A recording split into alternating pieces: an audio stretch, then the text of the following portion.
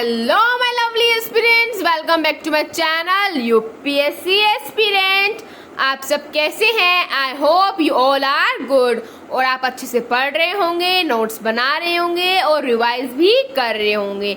So last lecture में हमने पढ़ा था एंग्लो 6 वर्ड्स के बारे में। आज का टॉपिक रहेगा हमारा एनेक्सेशन ऑफ अवध और सब्सिडरी अलायंस के बारे में हम पढ़ेंगे।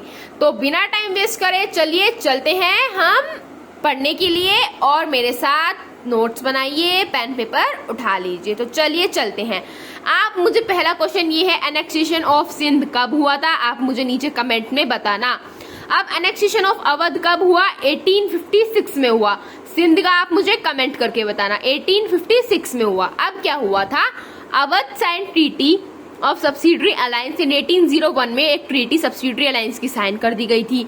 आफ्टर 1849 के बाद क्या हुआ? They are desperate to annex Awadh now. अब वो इतना डेस्परेट हो गए, बहुत डेस्पो हो गए कि बस कुछ भी हो जाए, अवध हमारे कब्जे में आना ही आना चाहिए, अवध को हमें अनेक्स करना ही करना है, चाहे कुछ भी हो जाए, कोई रीजन हो, कितनी लड़ाई हो, कितनी मारकाट हो, हमें कुछ फर्क नहीं पड़ता, अवध हमारे कब्जे में होना चाहिए। तो क्या हुआ देखिए, नवाब वाजिद अली शाह रूलर थे उस टाइम पे। किस टाइम पे? जिस टाइम पे इनका एनेक्सेशन चल रहा था, अवध के रूलर थे। ये बहुत ही अच्छे डांसर थे और गुड एडमिनिस्ट्रेटर थे, ठीक है। अब अवध को ना एनेक्स पता है किस बेसिस पे किया गया? On the basis of Outram report. जो आउटरम ने रिपोर्ट दी थी ना, उसके बेसिस पे अवध को अनेक्स किया गया। पहले डलहौजी ने, पता है पहले स्लीमैन आए थे रिपोर्ट बनाने के लिए कि अवध का एडमिनिस्ट्रेशन कैसा चल रहा है, बस स्लीमैन कंप्लीट नहीं कर पाए, तो फिर है ना डलहौजी ने बाद में आउटरम को भेजा था और आउटरम ने ऐसी रिपोर्ट बनाई, उसमें इतना गंदा एडमिनिस्ट्रेशन दिखाया अवध का कि ये लोग अवध को कंट्रोल में ही नहीं रख सकते, बेकार सिस्टम चल रहा है। उस चक्कर में ब्रिटिश ने ये बोल के अपने अंडर में ले लिया। देखिए पढ़ते हैं। Dalhousie told Sleeman to prepare report on administration. Dalhousie ने बोला स्लीमैन को, तुम इनकी एडमिनिस्ट्रेशन पे रिपोर्ट बनाओ, कैसा क्या चल रहा है, क्या है ना। बट वो कंप्लीट नहीं कर पाए, तो फिर उन्होंने आउटरम को भेजा और आउटरम ने रिपोर्ट बनाई और उस रिपोर्ट में क्या बोला? देयर वाज माल एडमिनिस्ट्रेशन बहुत बकवास चल रहा है, मिस गवर्नेंस हो रही है, और क्या Awadh had became a place where there is anarchy and lawless. Awadh वो प्लेस बन गया है जहाँ पे ना कोई लॉ है, ना कोई ऑर्डर है और करप्शन ज्यादा है, बेकार एडमिनिस्ट्रेशन है। मतलब जितनी भी बेकार बातें थी वो सारी आउटरम ने क्या कर दी? अपनी रिपोर्ट में बना दी। उसके बाद क्या हुआ? रिपोर्ट को भेजा गया डलहौजी के पास और डलहौजी ने क्या लॉन्च किया? Doctrine of lapse. कौन सी पॉलिसी लॉन्च करी? Doctrine of lapse. इसमें क्या था? According to this that adopted son was not able to next heir. अब क्या बना दिया इन्होंने कि अगर राजा का खुद का ही बेटा है तभी वो नेक्स्ट राजा बनेगा, अगर किसी का अडॉप्टेड सन है, अडॉप्टेड बेटा है, गोद लिया हुआ बेटा है, तो वो नेक्स्ट राजा नहीं बन सकता। ये थी डॉक्ट्राइन ऑफ लैब्स।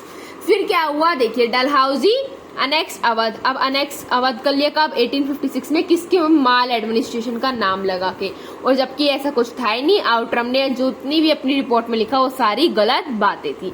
तो देखिए इतना छोटा सा ये एनेक्सेशन ऑफ अवध ऐसे हुआ। सिर्फ आपको ये याद रखना, आउटरम की रिपोर्ट की बेसिस पे अवध का एनेक्सेशन किया गया है ना। और आपको ये याद रखना है इसमें डॉक्ट्राइन ऑफ लैब्स ये पॉलिसी क्या थी। अब पढ़ते हैं सब्सिडरी अलायंस। ये देखो, ये ड्यूप्लेक्स ने तो स्टार्ट करी थी, बट ज्यादातर यूज किसने करी है? वेस्ले ने। ड्यूप्लेक्स ने स्टार्ट करी थी but mostly use by Wellesley. First who sign, कौन किसने ये पॉलिसी साइन करी थी? पहले हैदराबाद में, फिर मैसूर में, फिर तंजौर ने, फिर अवध ने, फिर पेशवा ने। ये लाइन वाइज आपको याद होना चाहिए।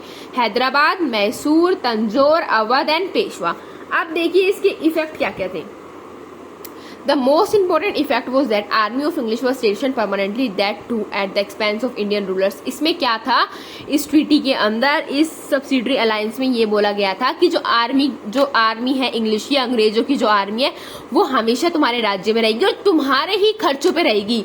इंग्लिश उसका खर्चा नहीं उठाएगी, उसको खाने पीने, रहन सहन, हथियार, सबका खर्चा कौन उठाएगा? इंडियन रूलर, इंडियन राजा है ना, भारतीय राजा ही भारतीय राजा ही जो था वही खर्चा पानी सब उठाएगा। Now आर्मीज could reach at any point with in very less time. और इससे क्या हुआ? जो आर्मीज परमानेंटली वही रहती थी, कुछ भी होता था तो तुरंत बहुत ही कम टाइम में पहुंच जाती थी। पहला इफेक्ट तो ये था। फिर क्या हुआ? अब दूसरा effect, Indian rulers were became puppet. अब वो बन गए कठपुतली ब्रिटिश की, जो ब्रिटिश बोलेगा वो करेंगे। और लॉस देयर सॉवरेनिटी और इंडिपेंडेंस, अपना फ्रीडम, ये सब कुछ खो चुके थे। They lost interest in welfare में भी कोई इंटरेस्ट नहीं रहा था। When administration collapsed, it became an excuse to annex kingdom on account of misgovernance। और ब्रिटिश ने एक नया कंसेप्ट निकाल लिया था कि जैसे भाई एडमिनिस्ट्रेशन कोलैप्स करेगा, कुछ भी गड़बड़ हुई, सीधा एक्सक्यूज मार दो कि हम किसके अकाउंट पे इनको इनेक्ट कर रहे हैं, मिस गवर्नेंस। इनको गवर्न करना ही नहीं आता लोगों को, है ना, इनका कोई ढंग का एडमिनिस्ट्रेशन ही नहीं है, कोई लॉ ही नहीं है, कोई ऑर्डर ही नहीं है। उस बेसिस पे क्या करने लगे, ये किंगडम को एनेक्स करने लगे। कोई लड़ाई झगड़ा नहीं, सिर्फ ये बोल दो on account of miss governance kingdom हमारा हो जाएगा। ये था सब्सिडरी अलायंस के बारे में। अब मैं आपको ये कहना मेंस का क्वेश्चन देती हूँ, ये आप खुद ट्राई करना। इसमें है the polity of subsidiary alliance made British stronger at cost of Indian rulers tendering their sovereignty explain. ठीक है, ये आपको क्वेश्चन पढ़ना है, समझना है, एक्सप्लेन करना है। और अगर आपको समझ में नहीं आ रहा है तो आप मुझे बता देना, मैं इसका एक शॉर्ट वीडियो बना दूंगी आपको और इसका आंसर मैं आपको प्रोवाइड कर दूंगी। तो आपको समझ में आया नेक्स्ट ऑफ अवध क्या हुआ था। पहले इन्होंने ट्रीटी साइन करी थी सब्सिडरी अलायंस की, फिर ये बहुत डेस्परेट हो गया था अवध को अपने अंडर लेने के लिए। नवाब वाजिद अली शाह उस टाइम पे रूल करते थे। पहले स्लीमैन ने रिपोर्ट बनाई, फिर आउटरम में रिपोर्ट बनाई, maladministration, misgovernance, lawless, no order, इन सब के बेसिस पे अनेक्स कर लिया गया था। उसके बाद डॉक्ट्राइन ऑफ लैप्स का पॉलिसी निकाली, उसमें क्या था, अडॉप्टेड सन आप राजा नहीं बना सकते हो। और फिर डलहौजी ने अवध को 1856 में फाइनली अनेक्स कर लिया था। फिर मैंने आपको पढ़ाया सब्सिडरी अलायंस, ड्यूप्लेक्स ने स्टार्ट किया था, बट मोस्टली किसने यूज किया था, वेलेस्ले ने यूज किया था। पहले हैदराबाद, मैसूर, तंजौर, अवध एंड पेशवा ने साइन किया था। इसमें यह था कि ब्रिटिश की आर्मी आपके राज्य में ही रहेगी और आपके खर्चों पे रहेगी, सारा खर्चा आप उठाओगे। ठीक है, और जो इंडियन रूलर्स वो क्या बन गए थे, पपेट बन गए थे, कठपुतली बन गए थे। उनकी ना कोई इज्जत थी अब, और ना ही कोई फ्रीडम था, ना ही कोई इंडिपेंडेंस बची थी। और क्या हुआ था, उनका वेलफेयर से भी इंटरेस्ट खत्म हो चुका था। ठीक है, और जब भी इनको लगता है एडमिनिस्ट्रेशन खराब है, सीधा बोलते कि एडमिनिस्ट्रेशन तुम्हारा खराब है, तुम्हें गवर्न करना आता नहीं है, ये चीज हमारे कब्जे में आ जाएगी, ये राज्य हमारे कब्जे में आ जाएगा। ये था सब्सिडरी अलायंस के बारे में। नेक्स्ट वीडियो में पढ़ेंगे हम रिवोल्ट ऑफ 1857 के बारे में, है ना। और अगर आपको क्वेश्चन समझ में नहीं आए तो आप मुझसे कमेंट में पूछिएगा, मैं आपको बता दूंगी इसको हम कैसे लिखेंगे। सो आज का वीडियो बहुत छोटा था, बस इतना सही था। सो आई होप आपको समझ में आया होगा। Bye guys, have a nice day, take care.